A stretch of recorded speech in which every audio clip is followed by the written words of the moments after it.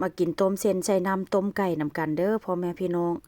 สังเกตเบิ่งเด้อว่ามันจะมีเส้นอยู่ในนั้นเห็นบ่เพราะว่าค่อยต้มไปแล้วรอบนึงต้มตอนที่แบบว่าน้ำต้มไก่มันยังหลายๆว่าเส้นซะเนาะแต่ว่าค่อยก็ตักเส้นมันออก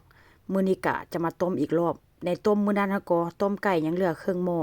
แต่ว่าค่อยเอามาต้มอีกมื้อนี้ก็พี่น้องมื้อนั้นหั่นต้มไก่ตอนไก่มันหลายเด้แต่ว่ามื้อนี้ตอนไก่มันเริ่มน้อยแล้วแต่ว่าอันน้ำต้มไก่นี่ค่อยก็จะปรุงเพิ่มน้อยนึงเพราะว่าหยังมันค่อนข้างจะนัวแล้วพี่น้องแล้วเส้นหมี่ที่ว่าค่อยต้มนี่ก็เส้นเล็กที่ว่าค่อยต้มนี่จะเป็นเส้นกานี่เด้อพี่น้องถ้าหากว่าผู้ใดอยู่ทางโซนเอเชียก็ร้านร้านจีนก็น่าจะมีว่าเส้นซะไปหาซื้อมากินเส้นเหนียวนุ่มแซ่บแซ่บแล้วก็บ่ขาดเวลาเราต้มสุกแล้วหั่นน่ะแล้วค่อยก็จะใส่เนื้อหมูที่แบบว่าค่อยหมักเป็นเนื้อแบบว่าเป็นเนื้อติดมันพี่น้องเป็นเนื้อหมูที่แบบว่าอันเอามาเฮ็ดเป็นหมูปิ้งหั่นแหละว่าซั่นๆเนาะอันเฮ็ดนี้เป็นเฮ็ดรอบ2แล้วเด้รอบ1หันเฮ็ดแล้วก็เอาใส่ตู้แช่แข็งแล้วบัดนี้มาเฮ็ดรอบ2แต่ว่ายังบ่ได้เสียบไม้เพราะว่า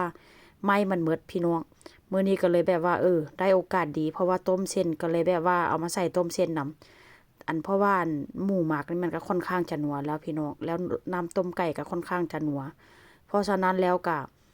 ใส่แค่แบบว่าเป็นนัวผงนัวกับน้ำตาลเพิ่มว่าซั่นซะแล้วค่อยก็จะใส่หัวงอกนำเด้อพี่น้องอันถั่วงอกนี่ก็มีที่ไปที่มาเด้อันจะมีร้านจีนเปิดใหม่ร้านจีนเปิดใหม่ใกล้ๆบ้านค่อยนี่แหละพี่น้องเอ้ยอันร้านใหญ่มันก็คล้ายๆกับอันซุปเปอร์มาร์เก็ตแต่ว่ามันจะมีของไทยบ้านเฮานะหลากหลายชนิดขนาดมีทั้งเส้นเส้นหมี่เป็นพวกซอสพวกเซิร์ชมีเบิดว่าซั่นซะเนาะแต่ว่าบ่มีแต่ซอสน้ำปลาเด้อพี่น้องมื้อหน้าไปแล้วก็จะถ่ายมาให้เบิ่งเป็นพวกแบบว่าอันถั่วงอกที่แบบมันค่อนข้างจะหายากนี่นะหลายขนาดใดเพราะว่าหันอยากกินถั่วงอกนี่ก็ต้องไปอันร้านจีนในเมืองนั่งรถไปก็เป็นชั่วโมงพุ่นล่ะจึงจะได้กินถั่วงอกแต่ถ้าหากว่าถั่วงอกอันที่ขายตามซุปเปอร์มาร์เก็ตทั่วไปนี่บ่ค่อยมีเด้ตามหมู่บ้านค่อยนี่นะเป็นหมู่บ้านใหญ่แต่ว่าก็บ่ค่อยมีว่าซั่นซะเนาะแล้วทีนี้ก็จะมาตั้งใหม่พี่น้องเอ้ยใหญ่คักใหญ่แน่ของไทยเฮาก็มีเกือบทุกอย่าง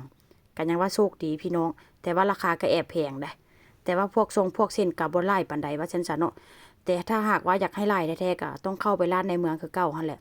หลังจากต้มสุกแล้วก็ค่อยก็สิใส่พริกไทยแล้วก็โรยผักชีลงไปเด้อพี่น้องแล้วก็ใส่พริกก็จะเป็นประมาณนี้ก็ถือว่าค่อนข้างแซ่บละหน้าตานี่ค่ะเบิ่งสีสันก็บ่โอเคปานใดเด้อแต่ว่าเรื่องความนัวนี่บอกได้เลยพี่น้องบ่แม่นนัวแบบว่านัวเป็นนัวเด้บ่แม่นนัวผงนัวเด้เพราะว่าหยังน้ำต้มไก่เนาะอันไก่ประมาณกิโลนึงค่อยก็ลดต้มหมดว่าซั่นซะ